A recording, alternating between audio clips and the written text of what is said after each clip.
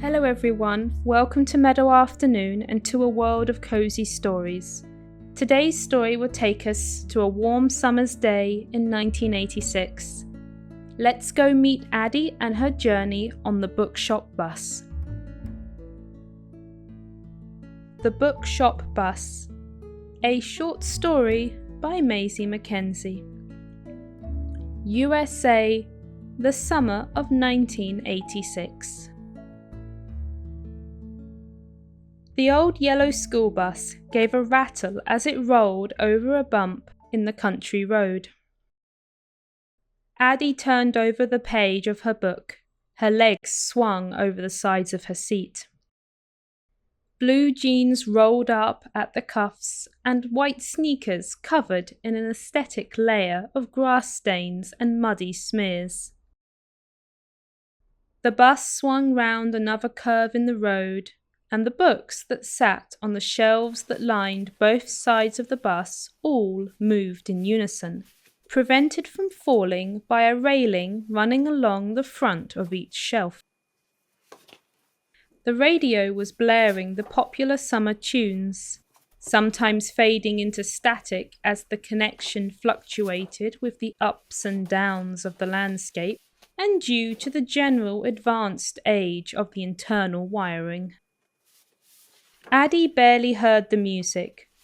Deep into the pages of her book, she was busy exploring the seabed in a submarine.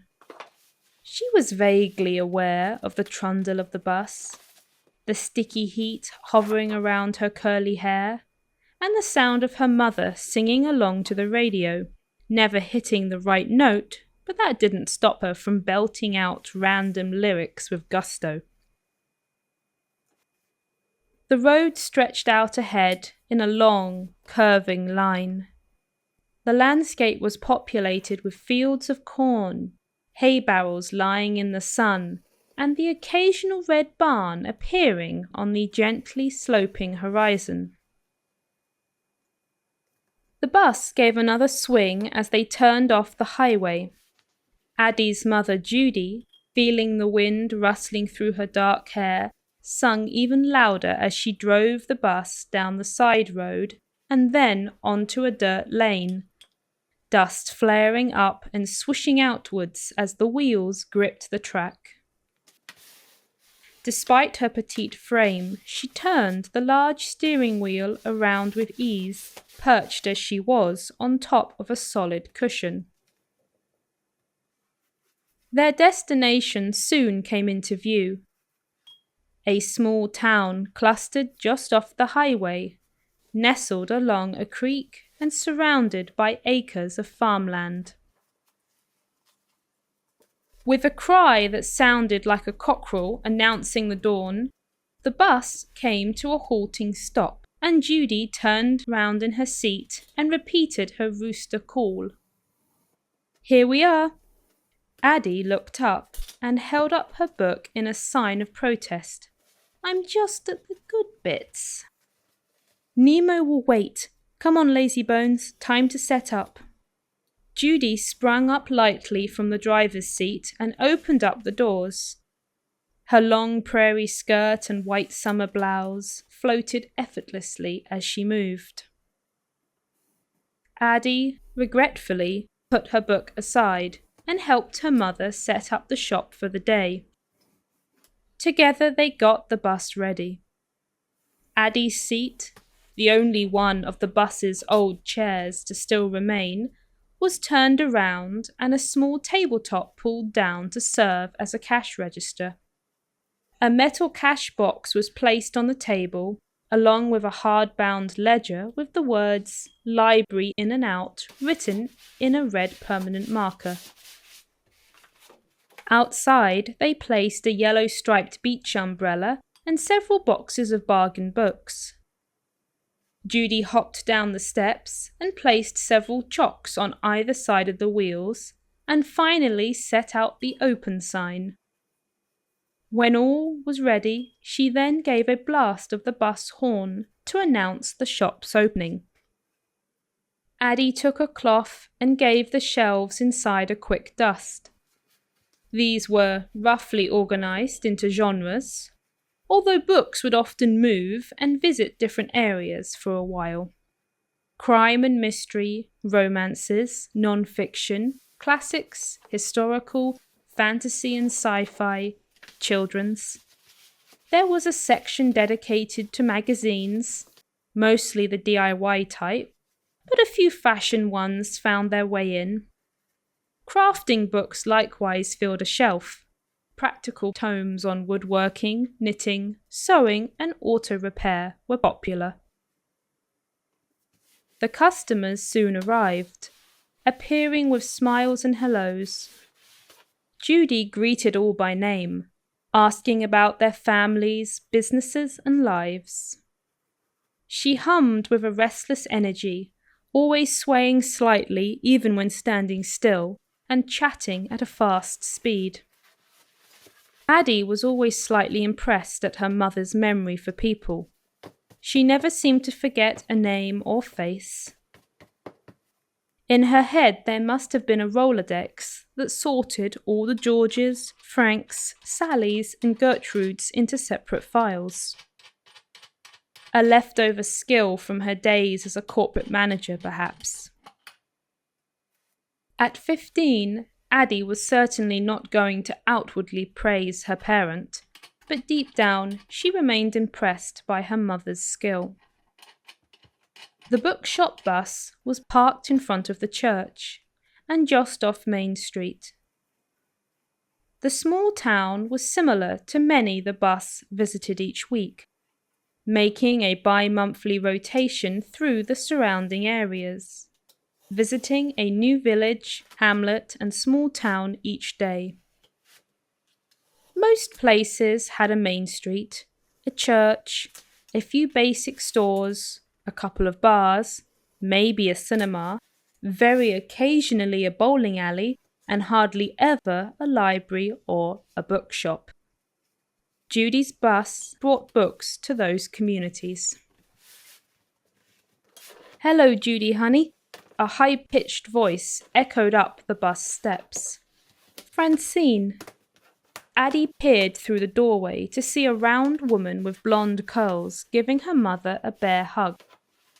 "Honey, you look good. The hair is so cute." Judy touched her newly bobbed haircut, a decision she had taken 2 weeks before, and had enthusiastically equipped herself with a pair of dressmaking scissors to carry out the mission. Addie, who was sceptical to begin with, had also admitted it looked good.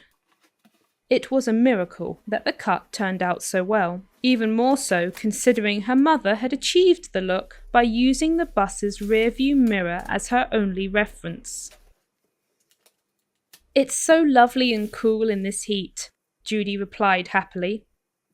"I always think every summer I should cut mine," Francine giggled, "but I always chicken out." Judy gave her a very serious look before saying, "Just remember, whatever you do, it grows back." The two women laughed again. Francine's laughter was exceptionally loud, more like a total body rumble than a surface giggle. "As a preacher's wife, I can't be looking bad on Sunday service if it goes wrong." Playfully rolling her eyes, Judy hustled Francine up the steps into the bus. "Sure you can. Give them something to chatter about over dinner." Francine soon got distracted again by saying hello to Addie, remarking on her growth since the previous summer, and asking about fashion trends in the city. Wearing her old faded jeans and yellow t-shirt, Addie didn't have much to say about fashion trends. At school, she wore the prescribed uniform, and at home she liked her jeans. That was about the extent of her interest in fashion. "What can we get you today?" asked Judy, fetching a couple of new releases and placing them on the table. "These are particularly good. I read them last week." Francine admired the titles and then went to look through the fiction section, returning after a while with a small stack. "I want to see how the series ends. Paul is going down a bad path, I think, she explained, and discussed her theories with Judy while Addie wrapped up the books in brown paper. Addie felt a little surprised by Francine's choices. She wouldn't have thought her into heavy science fiction with complex political themes.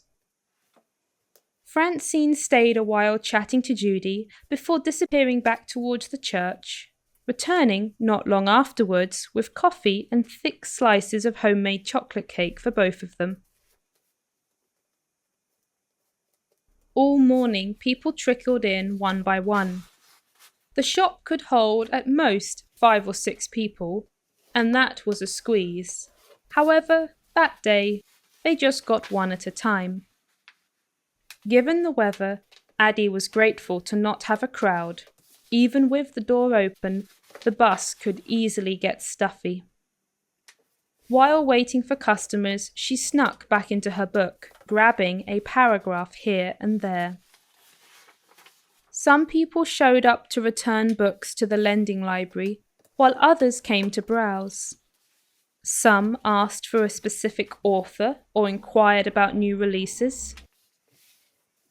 Judy flitted between the shelves, pulling out books and recommending different titles. Addie sat behind the desk, taking money for purchases and marking down books returned or borrowed. Most people went home with several books in hand. It would be weeks before the shop came back around. A scruffy-looking, red-headed little boy hopped up the steps at about lunchtime and gave Addie a gap-toothed grin. "I want a new one," he announced, laying one of the books in a popular mystery series onto the table. Addie glanced down. "Which have you read?" The cover showed 2 boys peering into a well with a flashlight. She recognized it, having read the series a few years back. The Mystery of the Hay Fever Manor, The Mystery of the Red Brick Chimney, The Mystery of the Talking Cow." He paused and then thought for a bit more. "The Disappearing Farm?" suggested Addie. "Yup, that one I read," he replied. "And The Mystery of the Purple Storm. That's my favourite." Addie got up and glanced over at the children's shelves. He had read the entire series. His smile soon faded as he realised there were no new mysteries to devour. "Are they writing more?" he asked hopefully. Addie shrugged. "I don't know." "What will I do?" He looked so sad and forlorn that Addie suppressed a smile, remembering how she felt when she had reached the end of her favourite series. That particular feeling of abandonment was hard to describe. "Look here," she said, and pulled down another mystery series, this one starring a red-haired girl. The boy looked doubtfully at the cover. It was not the same as the 2 boy detectives and their border collie that he loved so much. "Give it a go," encouraged Addie. "You have to read something." He nodded slowly and peered critically again at the book held out to him. The girl had red hair, and so must be pretty cool, he reasoned. Giving Addie another grin, he reached into his pockets and pulled out a bunch of items. Gum, a couple of marbles, a dead dung beetle, several bits of string, 3 buttons, and somewhere within the mess were a few coins. Avoiding the gum, and especially the beetle, Addie carefully slid the coins out of the pile and popped them into the cash box. He was a little short, but she didn't want to see the contents of his other pocket, so didn't mention it. After lunch, Addie pulled out an old bicycle and got ready to do the deliveries. Her mother placed several brown paper parcels into the basket on the front of the bicycle. Each parcel had a name and address marked. Most of the addresses didn't contain postcodes or street names, but merely a vague direction. The house with the yellow fence near the creek was one. The house with the rusty car in the yard was another. That's the lot. Remember that Mrs. Miller is a bit hard of hearing, so give her a yell when you knock. With that, Addie set off through town. Sometimes she remembered the houses her mother described, but she didn't have Judy's memory for people or places, so soon found herself lost. In those tiny towns, it was a bit hard to be truly lost. There were just not enough streets for that.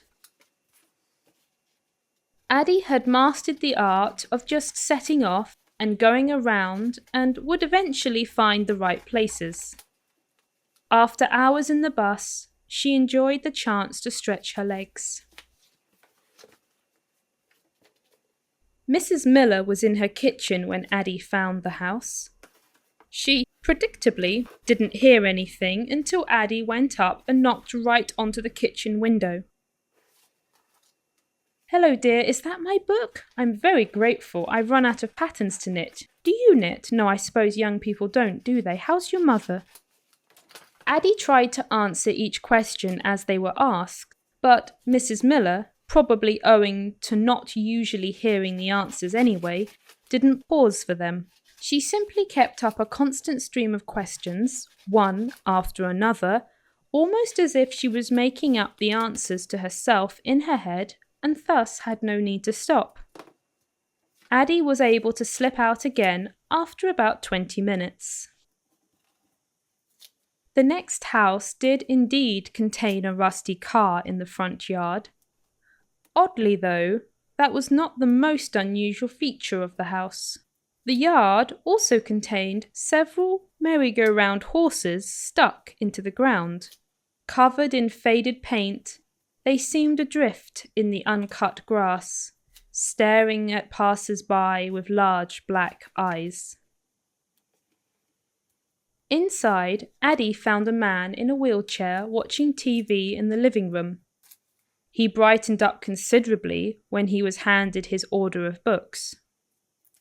"I've been reading about the Roman Empire," he explained to Addie. "Augustus was by far the best emperor, I think. Do you have a favourite Roman emperor?" Addie's knowledge of Rome was unfortunately rather limited, so he painstakingly spent half an hour explaining Nero, Caligula, Hadrian, and Diocletian to his captive audience. She was very willing after that to agree wholeheartedly that Augustus sounded the best. Whatever best meant in that particular context, Addie was not sure. They all sounded pretty bad in a moral sense. Escaping back outside, she continued her ride through the late afternoon. The sun was at its hottest, and she paused for a while to sit under a group of trees. Laying down on the grass and looking up at the leaves, she was alarmed to see one or two of them had turned a little orange. It couldn't be happening yet, could it? She lost track of days when they were on the road. The weeks had a way of blending together in a whirl of different books and different places. As she tried to count up the days she remembered, she realized that summer was indeed coming to an end. It would not be long until she would be on a train back to her father and back to school. Addie returned from her deliveries just as Judy was wrapping up the last customer of the day. An elderly woman dressed in black had picked out 3 romance novels, the type with hunky heroes on the cover and heroines in low-cut dresses. She didn't have any cash, but was busy unloading several jars out of a basket and placing them down on the table. 2 jars of preserved peaches and 1 of dill pickles. "Will this do, Judy?" "Of course." Smiling, Judy put the books into the woman's basket. "I love peaches, and yours are the best I've ever tasted." After the woman had left, Addie pulled her bike back inside and stored it away. Judy sat counting up the day's takings. "Mum?" What's up?" Judy swiftly tallied up the notes and coins, marking down the amounts in a small notebook with neat and precise handwriting. How do you earn enough if people pay you in peaches? Well, then I don't have to buy peaches, and they are much better quality than the store ones, so it saves money. Judy replied simply, as if the answer was perfectly obvious. The running of the bus had never made much sense to Addie. She was sure it did not make much of a profit, and her mother couldn't live solely off peaches. Regardless, year after year, the bus kept going. "We've made enough gas money for a few days," announced Judy happily, putting away the cash box. She appeared satisfied with the day's work, and Addie asked no more. Whatever money her mother made, they were happy, and that was enough. As the sun set, Judy brought in the boxes of books, the umbrella, and she folded up the open sign. Climbing in to the back of the bus, she unfolded 2 sleeping bags, laying them between the shelves. From the bottom of one of the shelves, she pulled out a small camping stove and a frying pan. Their grocery box was full of mix-matched odds and ends. A dozen eggs and a handful of tomatoes and a zucchini traded at a farm the day before, a loaf of sliced bread they'd bought at a gas station, a bottle of ketchup, a few onions, and a couple heads of garlic. Judy roughly chopped up an onion and threw it into the heated pan, then added in the 2 tomatoes, half a zucchini, and lastly cracked in 4 eggs. As they sizzled, she brought out 2 plates. Proper porcelain plates with a floral pattern. Even in the back of a bus, she liked china plates and metal cutlery. It was too wasteful to constantly throw away paper plates, she often said. Onto the plates, she placed slices of bread and then topped that with the eggs and the vegetables, dribbling a generous ribbon of ketchup over it all. Addie sat cross-legged on her sleeping bag, dipping bits of her bread into the runny yolks, and opened up her book again. Judy had also pulled out a book. The 2 of them sat in contented silence, eating their dinner and flipping through pages of their books. For dessert they had tinned peaches, pulling them straight out of the jar and eating them skewered onto a fork. Addie loved their summer dinners, which were random and often odd combinations, but nothing would ever taste as good as the meals in the Bookshop Bus. In the school terms, she desperately missed those vacation days in the bus, the deep purr of the old engine, the unconventional meals, the people they met from town to town, and even her mother's off-key singing. There were some nice things about her father's home in the city. A hot bath for one, a proper bed to sleep in. Addie soon got used to the sleeping bag, but a bed was better. The housekeeper's cat, she liked him. Each school season was merely a countdown to the holidays, and she spent her time crossing days off the calendar. As she nibbled her peach, she wondered if it was worth asking if she could stay. Her mother had always given her the same reply. "You can come back when school is out."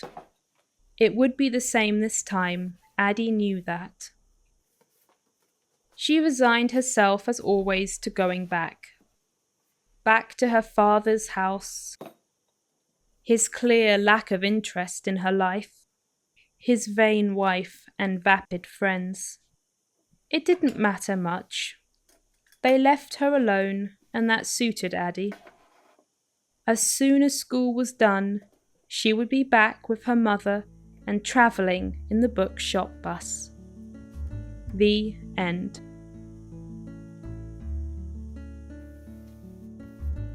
Thank you for listening to the story today. If you enjoyed this video, you can find another story linked in the cards. And if you would like to watch the writing behind the scenes, you will find that video linked in the description box below, along with the website where you can find out more about the world of Meadow Afternoon. Please leave a comment down below with your favourite part of the story and subscribe so you don't miss any new uploads.